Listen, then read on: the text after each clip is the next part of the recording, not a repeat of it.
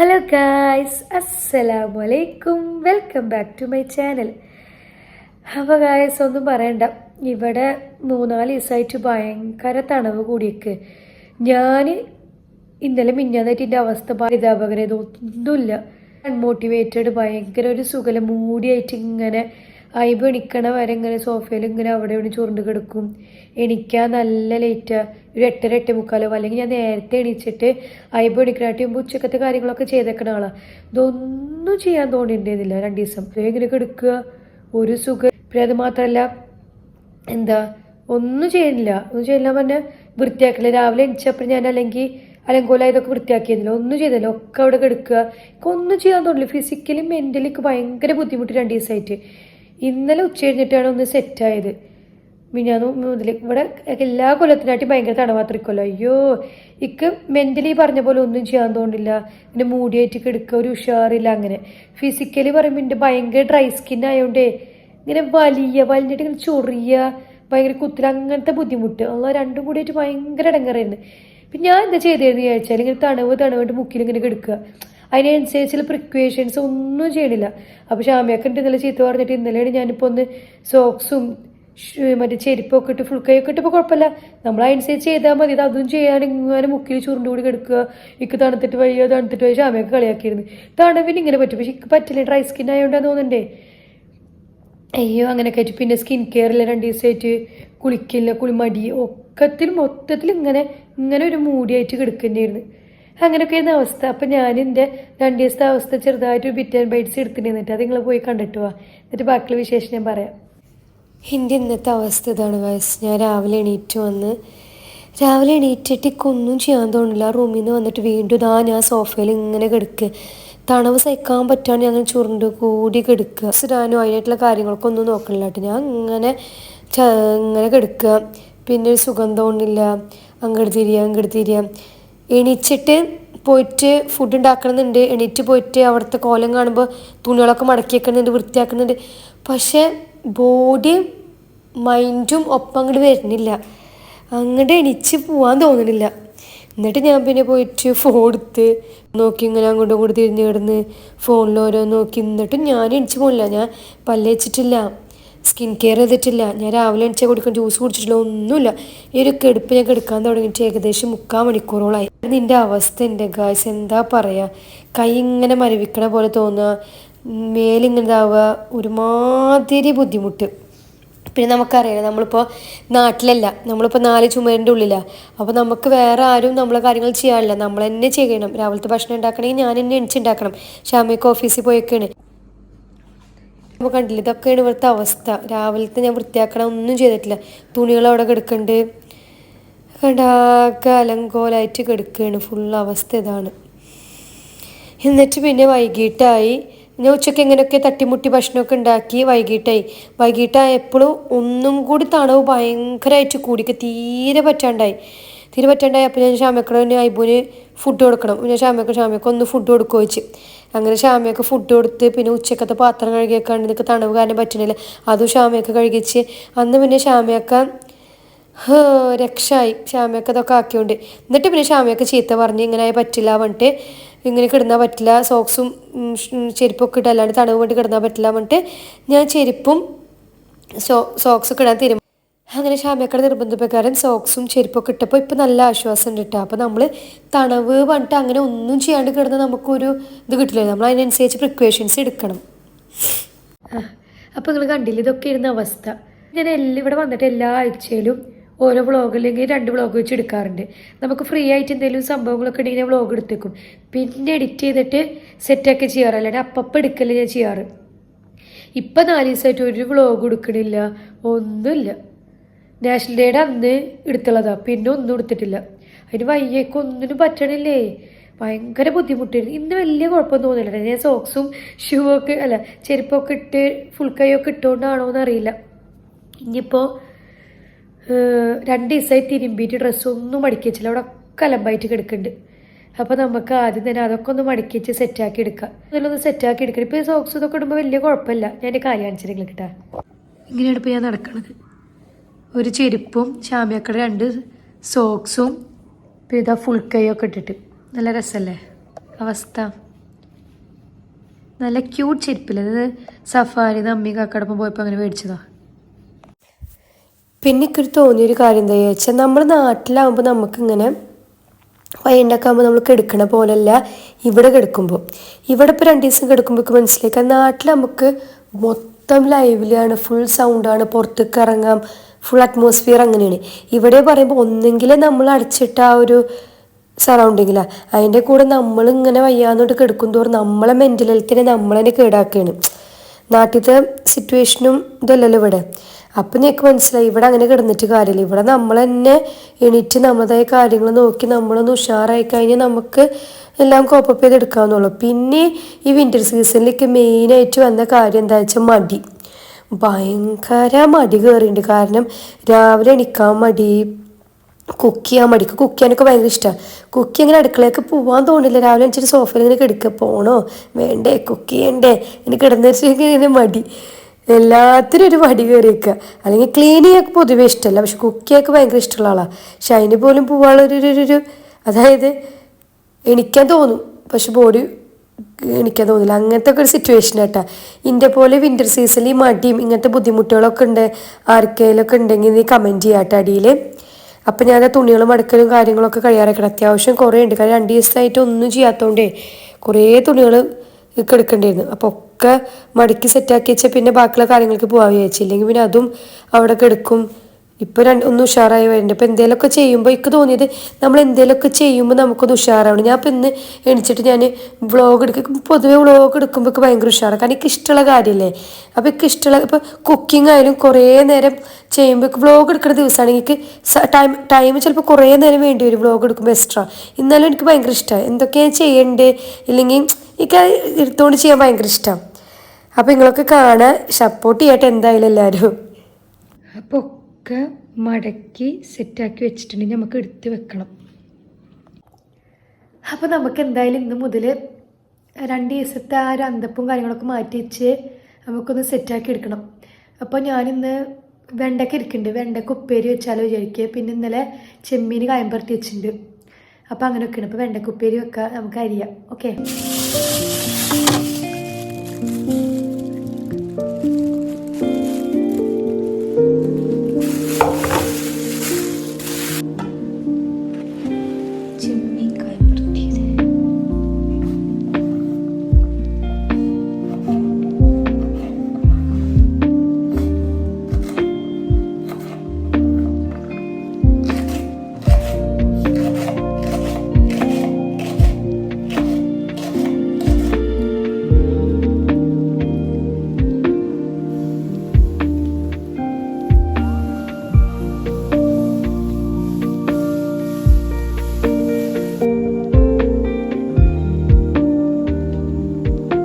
അപ്പോൾ വെണ്ടക്കൊക്കെ അരിഞ്ഞ് വെച്ച് കഴിഞ്ഞാൽ ഈ ഉപ്പേരി വലിയ നിർബന്ധമില്ല കേട്ടോ.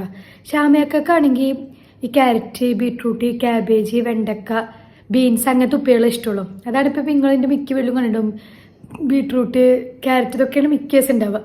ഇക്കടിച്ച് ഉപ്പേരിയെ നിർബന്ധമില്ല, ഒരു കറിയും ഒരു മീൻ പൊരിച്ചത് അങ്ങനത്തെ എന്തെങ്കിലും മതി. അപ്പോൾ ഇപ്പോൾ ശ്യാമയൊക്കെ കൊണ്ട് ഞാൻ വെണ്ടക്ക ഉപ്പേരി ഉണ്ടാക്കുകയാണ്.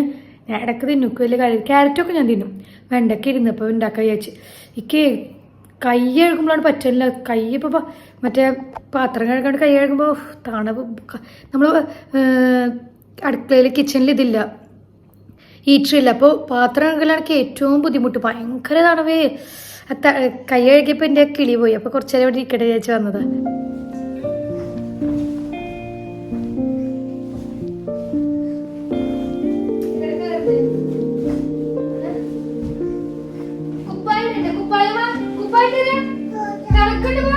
കുപ്പായുണ്ട്, തണുക്കണില്ലേ? കൈകൂട്ട് തണുക്കണില്ലേ? തണുക്കണില്ലേ? തണുക്കണില്ല. ഒതുങ്ങിക്ക്, നമ്മ ഡ്രസ് എടുത്തേക്കല്ലേ, ഒതുങ്ങിക്ക്. കുപ്പായുണ്ട്.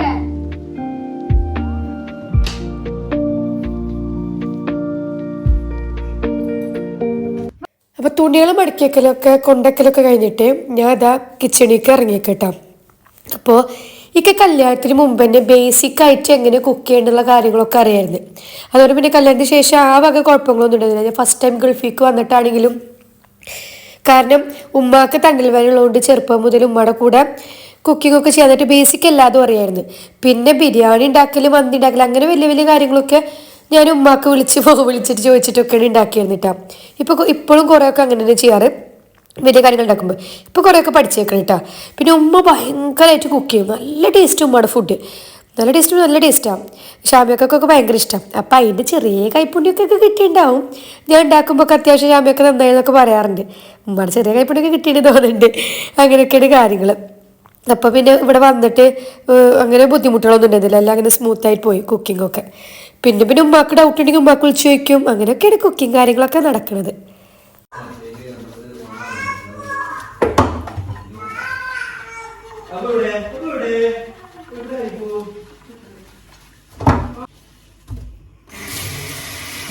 പൈപ്പിലല്ല കാണാൻ എനിക്ക് പാത്രം ഇടുമ്പോഴാണ് ഇപ്പൊ പറ്റാത്ത കൈകൾ ഔസിക്കാൻ പറ്റില്ലല്ലോ തേങ്ങ.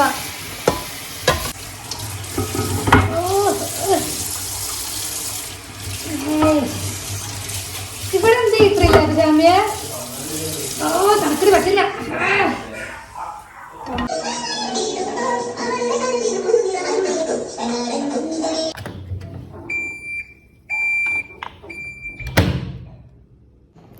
അങ്ങനെ ഭക്ഷണം കഴിക്കലും പരിപാടികളൊക്കെ കഴിഞ്ഞിട്ട് ഷാമിയൊക്കെ ഉറങ്ങി. ഐബൂനെ ഉറക്കാൻ കിടത്തിയിട്ട് ഉറങ്ങിയില്ല.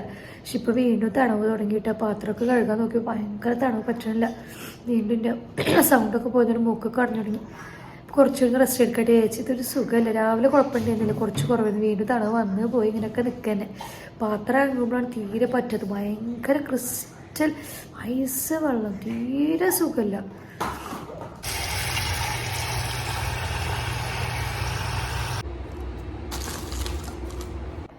അപ്പോൾ ഇപ്പോൾ വൈകിട്ടായിട്ട് അപ്പം ഞാൻ കുളിയൊക്കെ കഴിഞ്ഞ് ഒന്ന് സെറ്റായിട്ടുണ്ട് ഇപ്പോൾ.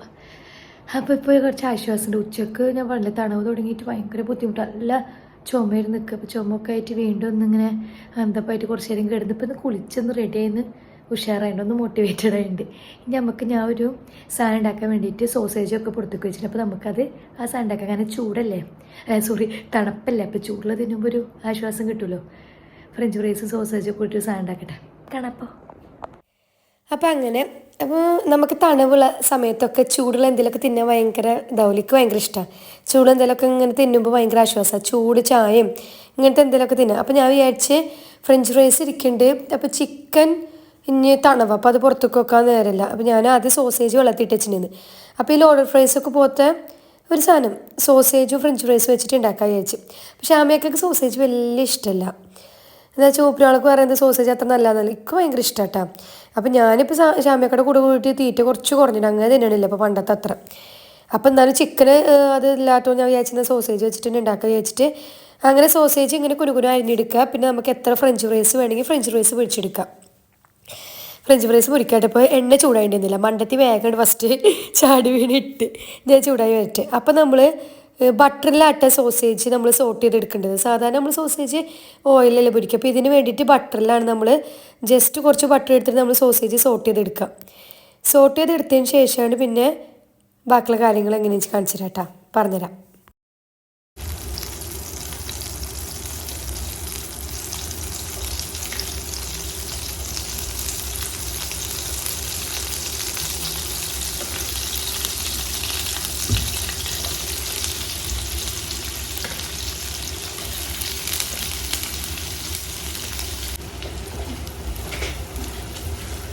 ബട്ടറിലാണ് സോസേജ് നമ്മൾ സോട്ട് ചെയ്ത്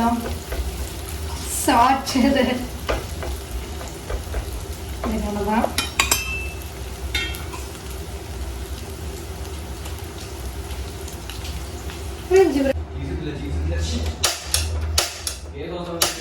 സാധാ സോസ് ഒക്കെ കഴിയാറായിട്ടുണ്ട്. സോസ് മയോണീസ് ഒക്കെ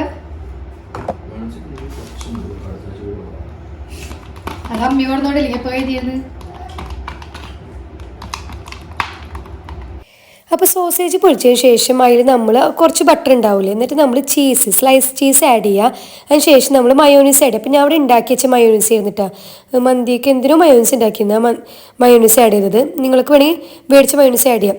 പിന്നെ നമുക്ക് സോസ് ആഡ് ചെയ്യാം. എൻ്റെ കണ്ട സോസൊക്കെ കഴിയാറായിക്കണം പറഞ്ഞ പോലെ ഫുള്ള് സോസ് ആഡ് ചെയ്യുക. സോസ് ആഡ് ചെയ്തതിന് ശേഷം നമ്മൾ ഒരു പേസ്റ്റ് പോലെ ആക്കിയെടുക്കുക. അപ്പോൾ എൻ്റെ കുറച്ച് കുക്കിംഗ് ക്രീം ഉണ്ടായിരുന്നു, അപ്പോൾ ഞാൻ കുക്കിംഗ് ക്രീമും കൂടി ആഡ് ചെയ്തിട്ടാണ്. എന്നിട്ട് ഇങ്ങനെ ഈ പേസ്റ്റ് പോലെ ഇങ്ങനെ ആക്കിയെടുക്കുക. ഈ പേസ്റ്റിലേക്ക് നമ്മൾ കുറച്ച് കുരുമുളക് പൊടിയും കുറച്ച് ഉപ്പ് വേണമെങ്കിൽ ഉപ്പിടുക. എന്നിട്ട് പിന്നെ സോസേജ് ഇടുക, ഫ്രഞ്ച് ഫ്രൈസ് ഇടുക, ജസ്റ്റ് മിസ്സാക്കുക. ഇത്ര മതി, ഇത്രയുള്ള പണി. അയ്യോ ചുമ.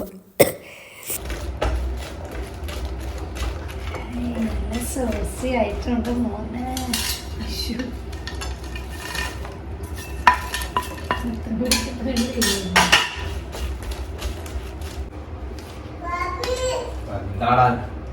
സോസ് വയ്ക്കേ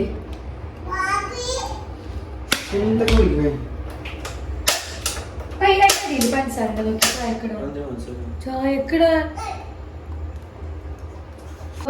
സെറ്റാണ്. അയ്യോ പണി പാളി, മൊത്തം ഇതിലിട്ടു, മൊത്തം ഇതിലിട്ടു.